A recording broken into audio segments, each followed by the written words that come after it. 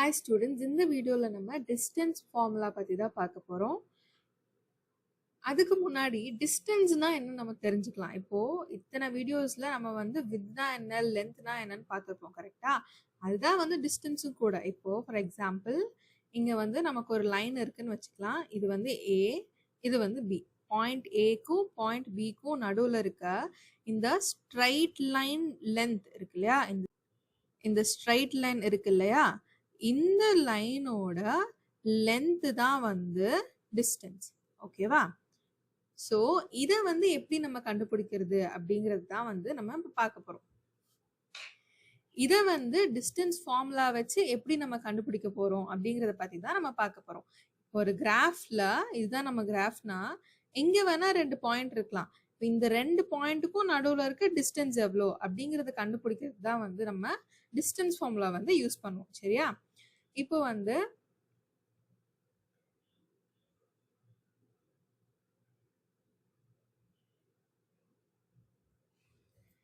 ஒருவேளை இங்க இருக்க பாயிண்ட்ஸ்லாம் வந்து ஹரிசாண்டல் லைன்லயோ இல்ல வெர்டிக்கல் லைனோவோ இல்லைன்னா, இப்போ இதுதான் வந்து நம்மளோட கிராஃப்.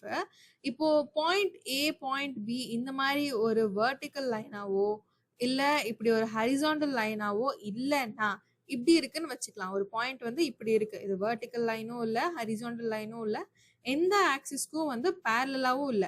இப்போ இந்த லைன் வந்து y ஆக்சிஸ்க்கு பேரலா இருக்கு, இந்த லைன் வந்து எக்ஸ் ஆக்சிஸ்க்கு பேரலா இருக்கு, கரெக்டா? ஆனா இந்த லைன் வந்து எதுக்குமே பேரலா இல்ல, கரெக்டா? இந்த லைன் வந்து எக்ஸ் ஆக்சிஸ்க்கும் பேரலா இல்ல, y ஆக்சிஸ்க்கும் பேரலா இல்ல, கரெக்டா? ஸோ இந்த சினாரியோல நம்ம எப்படி கண்டுபிடிப்போம்?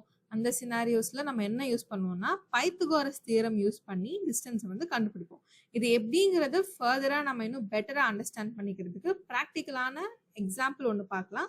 அதுக்கப்புறம் உங்களுக்கு ஈஸியா புரிஞ்சிடும் நம்ம வந்து ஏன் பைத்தகோரஸ் தியரம் யூஸ் பண்றோம், அப்புறம் அந்த தியரம் பேஸ் பண்ணி நம்ம எப்படி டிஸ்டன்ஸ் ஃபார்முலா யூஸ் பண்றோம் அப்படிங்கிறது. ஓகேவா? அதே மாதிரி உங்கள யாருக்காச்சும் டியூஷனோ இல்லை ஆன்லைன் கிளாஸஸோ வேணும்னா இங்க இருக்க நம்பரை காண்டாக்ட் பண்ணி நீங்க ஃபர்தர் டீடைல்ஸ் என்னன்னு தெரிஞ்சுக்கலாம். சரியா? இப்போ இந்த கிராஃப்ல பாருங்களேன், நமக்கு வந்து ஒரு ரெக்டாங்கிள் ஷேப் இருக்கு, கரெக்டா? இது வந்து R1, இது R2, இது R3, இது R4 இப்படி வச்சுக்கலாம். சரியா? இப்போ டிஸ்டன்ஸ் வந்து கேக்குறாங்க நம்ம கிட்ட. இப்போ R1 அண்ட் R2 ஓட டிஸ்டன்ஸ் என்ன அப்படின்னு கேக்குறாங்க. இது ரெண்டுக்கும் நடுவில் இருக்க டிஸ்டன்ஸ் என்ன, அதாவது இந்த ஸ்ட்ரைட் லைனோட லென்த் எவ்வளோ அப்படிங்கறது வந்து நம்ம கிட்ட கேக்குறாங்க. இப்போ நம்ம என்ன பண்ணுவோம், நம்ம வந்து ரெண்டு மெத்தட் மூலமா இதை கண்டுபிடிக்க முடியும். ஃபர்ஸ்ட் மெத்தட் என்ன, சும்மா நம்ம பாக்குறத வச்சு எத்தனை யூனிட்ஸ் இருக்கோ அத்தனை யூனிட்ஸ் வச்சு நம்ம லென்த் என்னன்னு கண்டுபிடிச்சிடலாம். இப்போ R1க்கும் R2க்கும் நடுவில் எத்தனை யூனிட்ஸ் இருக்கு, இது ஒரு யூனிட், இது 2 யூனிட், இது 3 யூனிட், கரெக்டா? இது ஃபர்ஸ்ட் யூனிட், இது செகண்ட் யூனிட், இது தேர்ட் யூனிட். அப்போ மொத்தமா 3 யூனிட் இருக்கு. இப்போ டிஸ்டன்ஸ் வந்து எவ்வளோ, ஃபர்ஸ்ட் மெத்தட் மூலமா நம்ம கால்குலேட் பண்ணும்போது டிஸ்டன்ஸ் நம்மளுக்கு எவ்வளவா இருக்கு, 3 சென்டிமீட்டரா இருக்கு, கரெக்டா? இப்போ செகண்ட் மெத்தட், இதுதான் கொஞ்சம் இம்பார்ட்டன்டான மெத்தட். செகண்ட் மெத்தட்ல வந்து இங்க ஒரு பாயிண்ட் இருக்கு, இங்க ஒரு பாயிண்ட் இருக்கு, கரெக்டா? இந்த பாயிண்டோட கோஆர்டினேட்ஸ் என்னங்கிறத நம்ம கண்டுபிடிக்கணும். ஸோ R2 வந்து எக்ஸ் ஆக்சிஸ்ல 4க்கு நேரா இருக்கு, y ஆக்சிஸ்ல 2க்கு நேரா இருக்கு. ஸோ R2 ஓட கோஆர்டினேட்ஸ் என்ன, 4,2. அதே மாதிரி R1 வந்து எக்ஸ் ஆக்சிஸ்ல வந்து 1க்கு நேரா இருக்கு, y ஆக்சிஸ்ல 2க்கு நேரா இருக்கு. ஸோ R1 ஓட கோஆர்டினேட்ஸ் வந்து 1,2.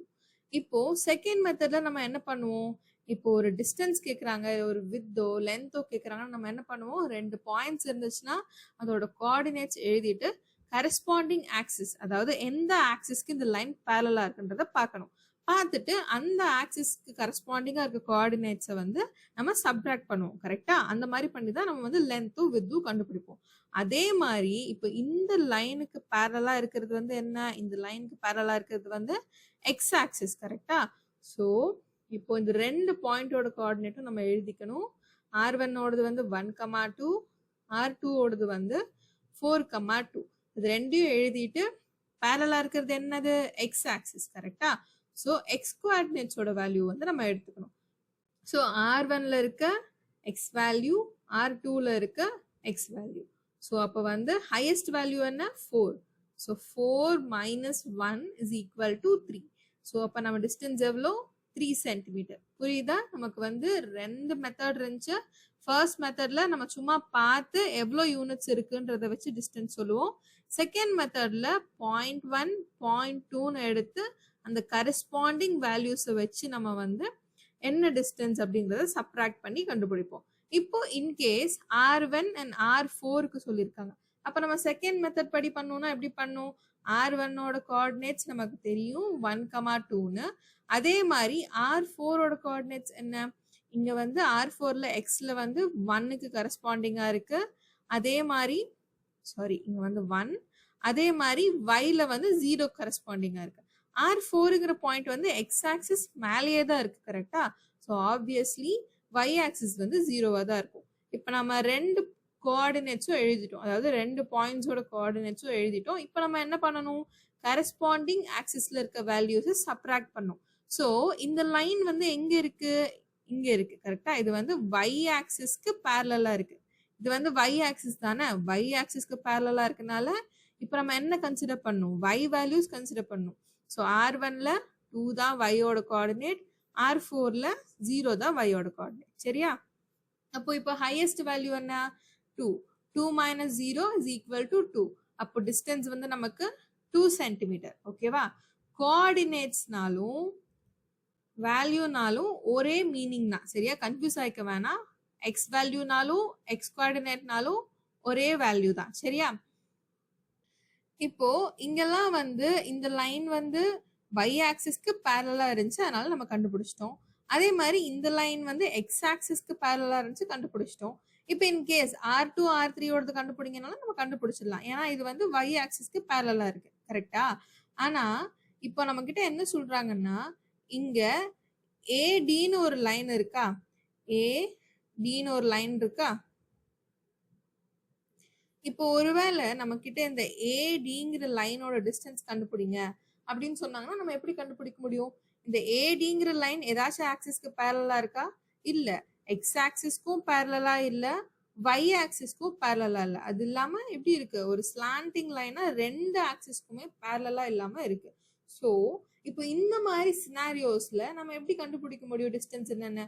அப்போதான் நம்ம என்ன யூஸ் பண்ணுவோம்னா பைத்தகோரஸ் தியரம் வந்து இங்க யூஸ் பண்ணுவோம். ஸோ இப்போ ஏடிங்கிற லைனுக்கு வந்து நம்ம டிஸ்டன்ஸ் எவ்வளோன்னு கண்டுபிடிக்க சொல்லியிருக்காங்க. ஸோ நம்ம இப்போ என்ன பண்ணலாம்னா இதை வந்து ஒரு ட்ரையாங்கிளா அசியூம் பண்ணிக்கலாம். இங்க வந்து சும்மா இமேஜினரி லைன்ஸ் மாதிரி வரைஞ்சிட்டு இது ஒரு ட்ரையாங்கிளா அசியூம் பண்ணிட்டு ரைட் ஆங்கிள் ட்ரையாங்கிளா அசியூம் பண்ணிட்டு நம்ம என்ன பண்ணலாம்? ஹைப்போட்டனியூஸ் எப்படி கண்டுபிடிப்போமோ அதே மாதிரி கண்டுபிடிச்சு இந்த ஏடிங்கிற லைனை வந்து ஹைப்போட்டனியூஸா கன்சிடர் பண்ணி நம்ம வேல்யூ என்னங்கிறத கண்டுபிடிக்கலாம். ஸோ இப்போ நம்ம என்ன பண்றோம்னா ஏடிங்கிற லைனை வந்து ஹைப்போட்டனியூஸா கன்சிடர் பண்ணி கீழே இமேஜினரி லைன்ஸ் மாதிரி கீழே ஒன்று வரைஞ்சிட்டு சைடில் ஒன்று வரைஞ்சிட்டு இந்த லைனை வந்து நம்ம பேஸா கன்சிடர் பண்ணுவோம், இந்த லைனை வந்து பர்பெண்டிகுலரா கன்சிடர் பண்ணுவோம். சரியா? இப்படி கன்சிடர் பண்ணி ஹைப்போட்டனியூஸ் ஃபார்முலா யூஸ் பண்ணி நம்ம வேல்யூ என்னங்கிறத கண்டுபிடிச்சு அதுக்கப்புறம் அந்த வேல்யூ வந்து இந்த லைனோட டிஸ்டன்ஸா வந்து நம்ம எடுத்துப்போம். சரியா? இப்போ ஹைப்போட்டனியூஸோட ஃபார்முலா என்ன? h² is equal to b² plus t². கரெக்டா? இப்போ இந்த ஃபார்முலா நம்ம சப்ஸ்டியூட் பண்றதுக்கு இந்த பி லைன் இருக்கு இல்லையா, இதோட லென்த் எவ்வளோ அப்படிங்கறத நம்ம கண்டுபிடிக்கணும். ஈஸியா நம்ம பார்த்தோன்னே கண்டுபிடிச்சிடலாம். கரெக்டா? யூனிட்ஸ் வச்சு கண்டுபிடிச்சிடலாம். அப்படி இல்லைன்னா நம்ம வந்து செகண்ட் மெத்தட் வச்சு கண்டுபிடிச்சிக்கலாம். கரெக்டா? இப்போ இந்த பாயிண்ட் வந்து ஏ, இந்த பாயிண்ட் வந்து டி, இங்க வந்து இந்த பாயிண்ட் சின்னு நம்ம கன்சிடர் பண்ணிக்கலாம். சரியா? இப்போ வந்து பில வந்து இங்க ஒரு பாயிண்ட் இருக்கு, இங்க ஒரு பாயிண்ட் இருக்கு. கரெக்டா? இப்போ நார்மலா நம்ம டிஸ்டன்ஸ் கண்டுபிடிக்கணும்னா என்ன பண்ணுவோம்? இந்த 2 பாயிண்ட்ல இருக்க வேல்யூஸும் எழுதி கரஸ்பாண்டிங் ஆக்சிஸ்ல இருக்க வேல்யூஸை சப்ராக்ட் பண்ணுவோம். கரெக்டா? அதே தான் இங்க பண்ண போறோம். அப்போ பி நம்ம கன்சிடர் பண்ணும்போது சி பாயிண்ட்ல இருக்க வேல்யூ என்ன? சி வந்து எங்க இருக்கு? எக்ஸ் ஆக்சிஸ்ல 3க்கு கரஸ்பாண்டிங்கா இருக்கு, y ஆக்சிஸ்ல 1க்கு கரஸ்பாண்டிங்கா இருக்கு. அப்போ சியோட கோஆர்டினேட்ஸ் என்ன? 3,1. அதே மாதிரி இங்க டியோட கோஆர்டினேட்ஸ் என்னங்கிறது நம்ம எழுதணும். அவங்களே கொடுத்துட்டாங்க. டியோட கோஆர்டினேட்ஸ் என்ன? 7,1. ஸோ இப்போ வந்து எந்த ஆக்சிஸ் நம்ம கன்சிடர் பண்ணுவோம்? X axis. ஏன்னா அதுக்கு கரஸ்பாண்டிங்கா தானே இந்த லைன் இருக்கு, அதுக்கு பேரலா தானே இந்த லைன் இருக்கு. ஸோ இப்போ வந்து ஹையஸ்ட் வேல்யூ எங்க என்ன? இப்போ இங்க எக்ஸ் கோஆர்டினேட்ஸ் தான் நம்ம கன்சிடர் பண்ணும். அப்போ இங்க வந்து 3, இங்க வந்து 7. அப்போ இங்க ஹையஸ்ட் வேல்யூ என்ன? 7. இப்போ 7 minus 3 is equal to 4. அப்போ இந்த Bங்கிற லைனோட டிஸ்டன்ஸ் எவ்வளோ 4, லென்த் வந்து எவ்வளோ 4. அப்போ இந்த C and D இந்த ரெண்டு பாயிண்ட்டுக்கும் நடுவில் இருக்க டிஸ்டன்ஸ் வந்து 4. சரியா?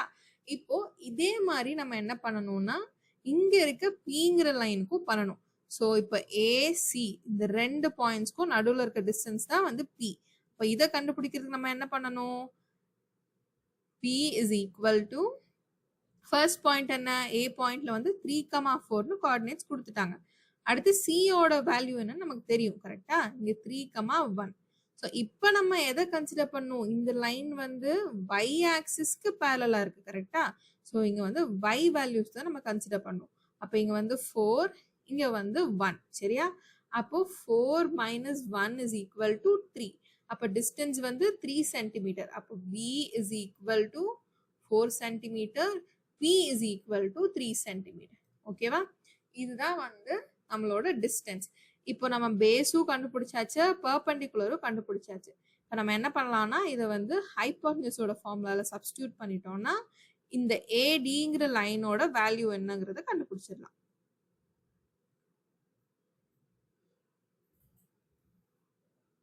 இப்போ h square is equal to b ஸ்கொயர்னா b ஓட வேல்யூ என்ன 4, 4 ஸ்கொயர் பிளஸ் p ஸ்கொயர்னா p ஓட வேல்யூ வந்து 3 பிளஸ் 3 ஸ்கொயர். சரியா?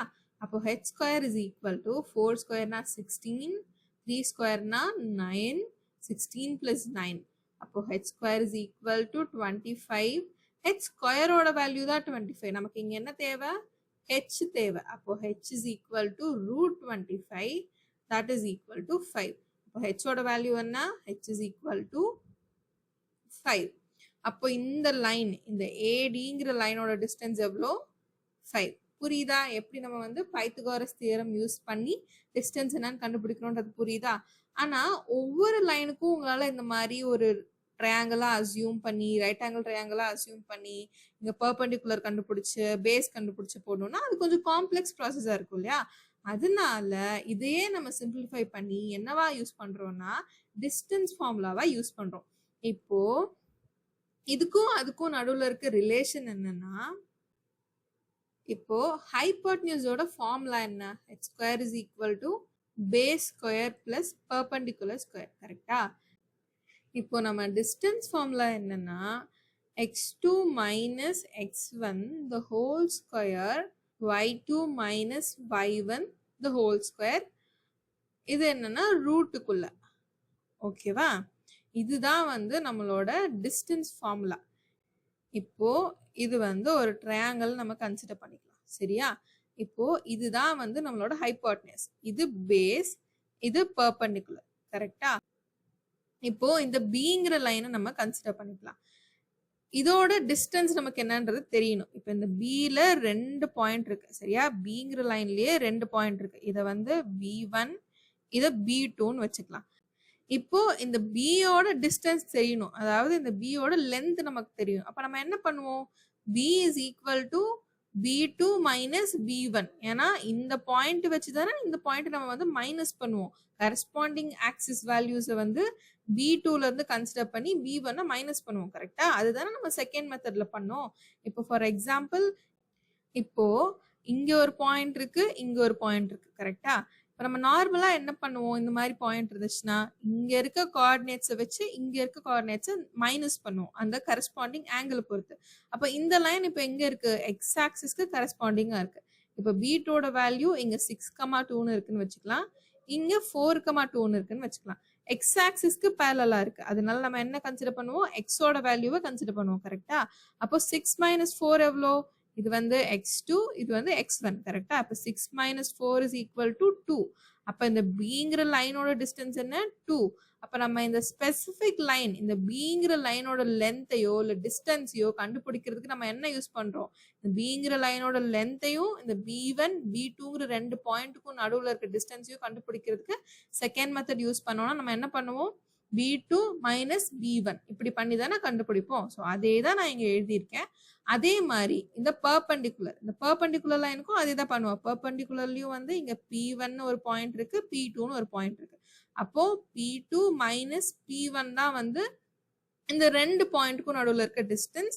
அதே மாதிரி பியோட லென்த் கண்டுபிடிக்கிறதுக்கும் நம்ம என்ன பண்ணுவோம், P2ங்கிற பாயிண்ட்ல இருந்து P1 வந்து நம்ம மைனஸ் பண்ணுவோம். இல்லைன்னா இது ரெண்டுல எந்த வேல்யூஸ் வந்து அதிகமா இருக்கோ, எந்த y வேல்யூ வந்து அதிகமா இருக்கோ அதை யூஸ் பண்ணி நம்ம மைனஸ் பண்ணுவோம். இங்க வந்து y ஆக்சிஸ் தானே இருக்கு.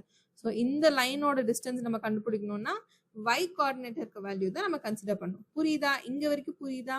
ஸோ அப்ப நம்ம வந்து b எப்படின்னு எழுதலாம்னா b is equal to b2 minus b1 எழுதுவோம். அதே மாதிரி p is equal to p2 minus p1 எழுதுவோம். இதே தான் நம்ம வந்து டிஸ்டன்ஸ் ஃபார்முலாலே ரெப்ரசென்ட் பண்ணியிருக்கோம். புரியுதா? x2 minus x1 எழுதியிருக்கோம்.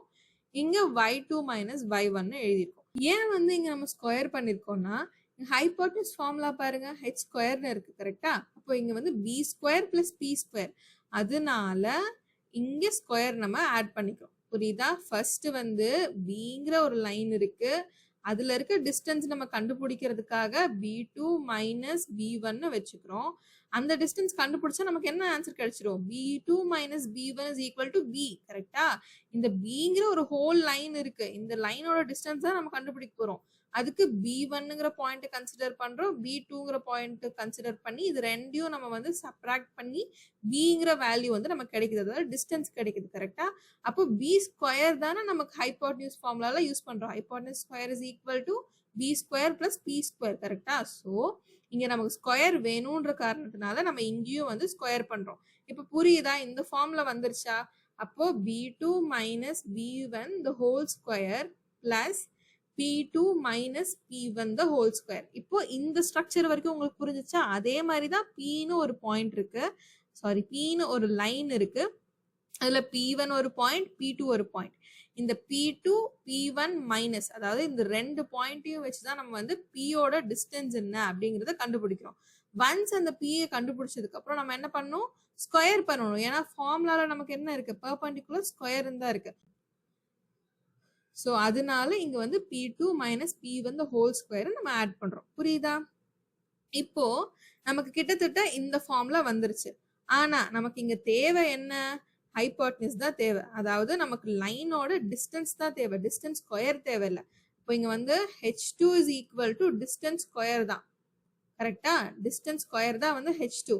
ஆனா நமக்கு இங்க வெறும் டிஸ்டன்ஸ் மட்டும் தான் தேவை. ஸோ நம்ம என்ன பண்ணோம்னா h is equal to ரூட்டுக்குள்ள எழுதுவோம். கரெக்டா? h is equal to b square plus p square. எங்க அண்டர் ரூட்ல வந்து b ஸ்கொயரையும் p ஸ்கொயரும் நம்ம எழுதுவோம். அதே தான் வந்து நம்ம இங்கேயும் பண்றோம். இப்போ இங்க b2 b1ங்கிறது என்ன? x கோஆர்டினேட்ஸ் தானே, அதனால இங்க வந்து நம்ம xலயே ரெப்ரசென்ட் பண்ணியிருக்கோம். p2 p1ங்கிறது என்ன? y கோஆர்டினேட்ஸ் தானே, அதனால இங்க வந்து yல ரெப்ரசென்ட் பண்ணியிருக்கோம். இப்போ புரியுதா எப்படி வந்து டிஸ்டன்ஸ் ஃபார்முலா வந்துச்சுன்னு? நம்மளோட டிஸ்டன்ஸ் ஃபார்முலா என்ன? ரூட்டுக்குள்ள x2 minus x1 the whole square plus y2 minus y1 the whole square. இதுதான் வந்து நம்மளோட டிஸ்டன்ஸ் ஃபார்முலா. இப்போ இந்த ஃபார்முலா வச்சு ஒரு லைன் வந்து பேரலா இல்லைன்னா கூட நம்ம வந்து அதோட டிஸ்டன்ஸ் என்ன, அந்த ரெண்டு பாயிண்ட்ஸ்க்கும் நடுவில் இருக்க டிஸ்டன்ஸ் என்ன அப்படிங்கிறத கண்டுபிடிக்க முடியும். அதுக்கு தான் வந்து நம்ம டிஸ்டன்ஸ் ஃபார்முலா யூஸ் பண்றோம். சரியா? இப்போ இந்த வீடியோவே வந்து டிஸ்டன்ஸ் ஃபார்முலா எப்படி ஒர்க் ஆகுது அப்படிங்கிறத ப்ராக்டிக்கலா அண்டர்ஸ்டாண்ட் பண்ணிக்கிறதுக்காக தான் இந்த வீடியோ. இன்கேஸ் உங்களுக்கு ஏதாவது டவுட் இருந்துச்சு, இது புரியலன்னா கமெண்ட் பண்ணுங்க. அடுத்த வீடியோல எண்ட் ஆஃப் சாப்டர் கொஸ்டின்ஸ் எல்லாம் பார்த்துடலாம்.